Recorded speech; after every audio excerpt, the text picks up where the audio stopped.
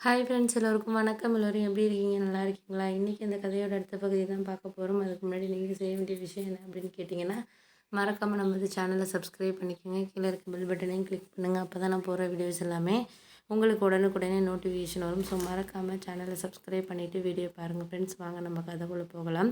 நான் வந்து ஒரு 2 நாளைக்கு அப்புறம் வந்து என்ன யோசித்தேன் அப்படின்னா, சரி நம்ம வந்து இந்த வேலையை வந்து நம்ம வேறு இடத்துல நம்ம பார்த்துக்கலாம். இந்த வேலை வேண்டாம் நமக்கு அப்படிங்கிற மாதிரி எனக்கு தோண ஆரம்பிச்சுட்டு, இது எதுக்காக இந்த மாதிரி ஒரு விஷயம் வந்து எனக்கு தோண ஆரம்பிச்சதுன்னு பார்த்தீங்கன்னா, ஒரு சில நேரத்தில நம்மளுக்கு வந்து எல்லாமே வந்து ஒரு சரியான ஒரு இதில இருக்கும். ஆனா வந்து அத அடுத்த இதில கொண்டுட்டு போறதுக்கான ஒரு அ சந்தோஷம் ஒரு இதுங்கிறது நம்மளுக்கு எதுவுமே வந்து ஒரு தோணாத மாரி தான் சில விஷயங்கள் வந்து இருக்கும் அப்படிங்கிறது மாரி நம்ம சொல்லலாம். அதே மாரி தான் எனக்கும் இருந்துச்சு. ஒரு 4, 5 நாளைக்கு அப்புறம் வந்து ஒரு மனசு ரொம்ப ஒரு மாதிரி இதா இருந்துச்சு. என்ன ஒரு விஷயம் அப்டின்னா, சில விஷயங்கள் வந்து நம்மளுக்கு சரியான ஒரு இதில கொண்டுட்டு போலாம் அப்டின்ட்டு நம்ம நெனைக்கிறப்ப தான், அதில ஏதாச்சும் நம்மளுக்கு ஒரு இடையூறா இருக்கட்டும், ஒரு இதா இருக்கட்டும், ஏதோ ஒரு விஷயம் நம்மளுக்கு நடக்குதுன்னு எடுத்துக்குவோமே, அந்த மாரி தான் எனக்கும் இருந்துச்சு. அது எதனால அப்டின்னு சொன்னீங்கன்னா, ஒரு அம்மாவா இருக்கலாம், இல்ல நம்மளுக்கு நம்மளோட தங்கச்சி, அக்கா யாரா இருந்தாலும், அவங்களுக்கு ஒரு கஷ்டம் இதுன்னு வரப்போ நம்ம தான் செய்யணும், பண்ணணும். ஆனா வந்து நம்மள்ட்டயே இல்லாதப்போ, அவங்க அது வந்து செய்யணும், பண்ணணும் எதிர்பார்க்கிறதே வந்து ஒரு தவறு தான் அப்படின்ட்டு நான் நினைக்கிறேன்.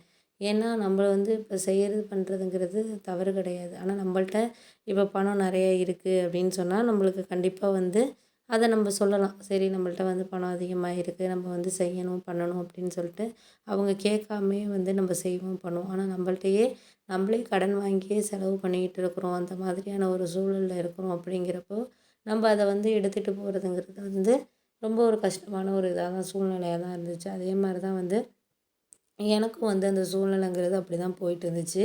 என் தங்கச்சியெல்லாம் வந்து என்னமோ வந்து நான் வந்து பணம் நெறைய வச்சுக்கிட்டு இருக்க மாரியும், அத வந்து அவங்க கிட்ட வந்து குடுக்காத மாதிரியும் வந்து நெறைய விஷயங்கள் வந்து அவங்களாவே வந்து நெனச்சுக்கிட்டு இது பண்ணிக்கிட்டு இருந்தாங்க. ஆனா வந்து அது ரொம்ப வந்து எனக்கு அதுதான் மனசு கவலைப்படுற ஒரு விஷயமே. என் ஒய்ஃபா இருக்கட்டும், அதுக்கப்புறம் அவங்க எங்க அம்மாவா இருந்தாலுமே சரி, அவங்க வந்து என் குடும்பத்தில என்ன நாங்க செலவு பண்ணுறோம், எவ்வளோ இது பண்ணுறோங்கிறது அவங்களுக்கு நல்லா தெரியும். எங்க அம்மாவுக்கு தெரியும், என் ஒய்ஃபுக்கு தெரியும். ஆனா வெளியிலேருந்து வந்து என் தங்கச்சிக்கோ, அக்காவுக்கோ வந்து தெரியறதுக்கு வாய்ப்பில்ல. அவங்க வெளிலேருந்து பார்க்குறப்போ, நான் ஒரு கடை வச்சிருக்கேன், வியாபாரம் பண்றேன், நல்ல லாபம் வருது அப்படின்னு நெனைக்கிறாங்க. நான் வந்து வர்ற லாபத்த வச்சு தான் இன்னொரு நாளே முதல் வாங்குறேன், பண்றேங்கிறது. இன்னொரு ஆளுகிட்ட 10,000 வாங்குற இடத்துல 20,000 வாங்குறேன். இப்படி தான் என்னோட வாழ்க்கைங்கிறது போயிட்டுருக்குங்கிறத அவங்க வந்து புரிஞ்சுக்கவே இல்ல அப்படின்ட்டு தான் எனக்கு தோணிட்டு இருந்துச்சு. அத வந்து புரிஞ்சுக்கிறதுக்கான ஒரு விதங்கிறது நம்மளுக்கு சரியான ஒரு இதுங்கிறது நம்மளுக்கு இல்ல அப்படிங்கிறது தான் எனக்கு தோணுன ஒரு விஷயம். நம்ம என்னதான் ஒரு விஷயத்த வந்து சரியா வந்து இது பண்ணாலுமே வந்து அத வந்து அடுத்த ஒரு நிலைக்கு கொண்டுட்டு போறதா இருக்கட்டும், எதையுமே வந்து அவங்க குடும்பத்தில உள்ளவங்களே புரிஞ்சுக்க மாட்டேங்கிறாங்களே அப்படிங்கிறது தான் எனக்கு ஒரு கவலை இருந்துச்சு. என் தங்கச்சி என்ன சொன்னாங்கன்னா, எனக்கு வந்து என் வீட்டுக்காரர் வந்து வெளிநாட்டுக்கு போகணுங்கிறாரு. ரூ.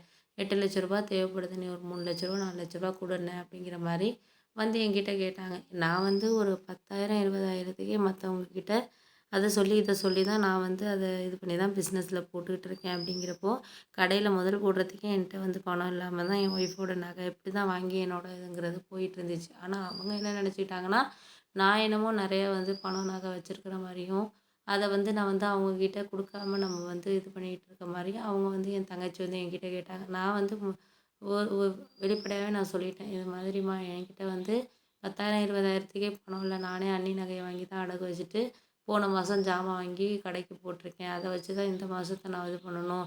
அதில ஏதாச்சும் வந்தா தான் வந்து ஒரு லாபம் வந்தா தான் உங்க அண்ணிக்கே நான் நகையே திருப்ப முடியும். அதுவுமே திருப்ப முடியிற அளவுக்குலாம் லாபம் வராது.